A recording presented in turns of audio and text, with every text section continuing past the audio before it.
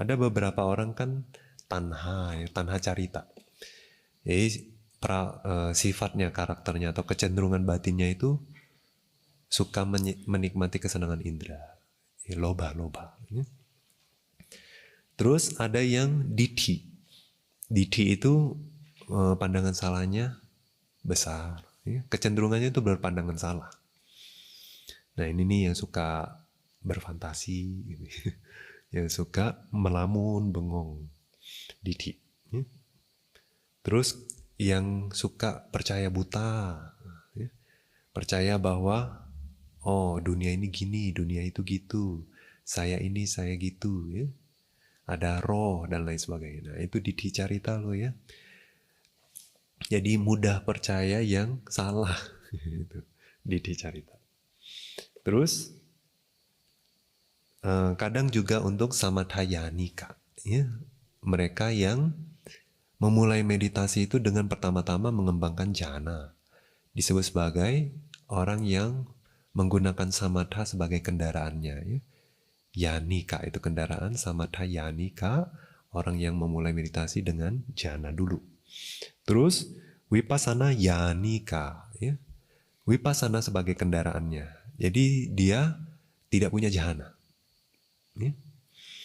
Jadi tanpa jhana dia berwipasana. Ada ya, bisa ya. Nggak harus jhana baru bisa berwipasana, tapi minimal apa? Upacara samadhi. Ya, ada samadhi, tapi levelnya upacara, nggak jhana. Tanpa samadhi nggak boleh, nggak bisa. Terus dibagi lagi. Ada yang manda panya. Manda itu artinya panya, ada panya kebijaksanaan pasti harus punya. Kalau nggak punya kan nggak bisa berwipasana. Ya. Jadi tapi kebijaksanaannya agak lambat, agak tumpul. Nah ada orang begitu ya, bijak sih, tapi agak lambat, agak tumpul. Yang berikutnya tikha panya, ya. Kebijaksanaannya tajam, cepat, ya. Tajam. Nah, karena dibagi menjadi dua-dua seperti itulah Buddha mengajarkan 4 ini. Ya. Oke, 4 itu apa? Tadi ya, kaya, wedana, cita, dhamma. Nah, lalu yang mana yang cocok buat siapa? Gitu ya.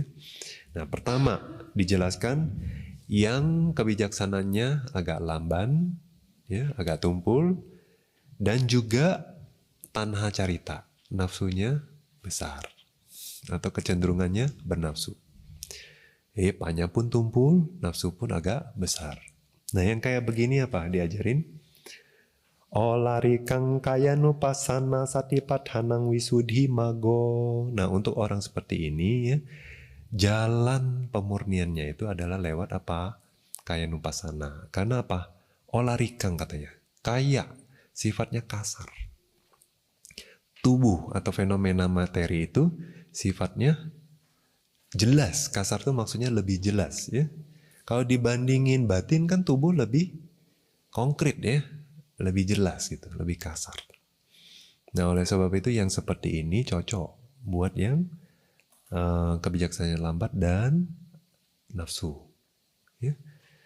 Nah terus tikhasa sukhumang wedananupasanang satipathanang. Ya.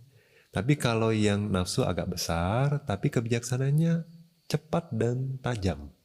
Nah untuk mereka Buddha ngajarin apa? Wedanupasana. Wedana, perasaan.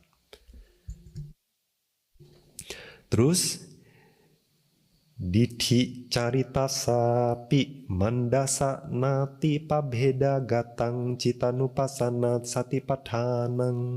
Gitu ya. Yang sifatnya dithi.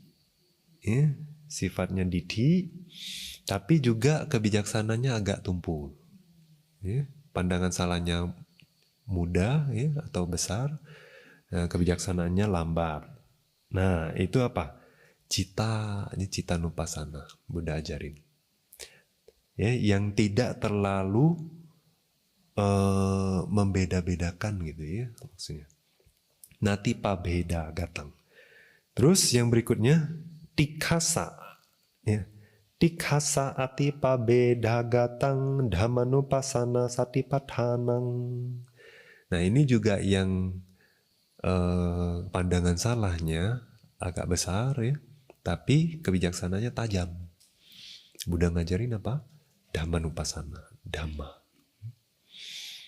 Nah terus juga yang pengklasifikasiannya itu lebih jelas gitu, atipa beda. Nah karena kebijaksanaannya kuat, dia bisa kelompok-kelompokin, dia bisa pilah-pilah gitu, ngerti. Nah itulah, nah kita jelasin satu-satu sekarang ya. Tapi waktu dibilang bahwa untuk yang kebijaksananya agak tumpul dan lobhanya agak besar ya, Buddha ngajar apa tadi?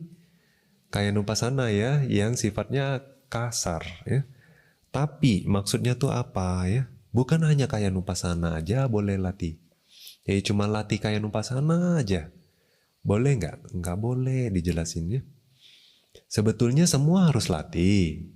Cuma ya yang diprioritasin satu atau yang ditekankan itu satu. Yang sering dilatih satu, yaitu kayanupasana.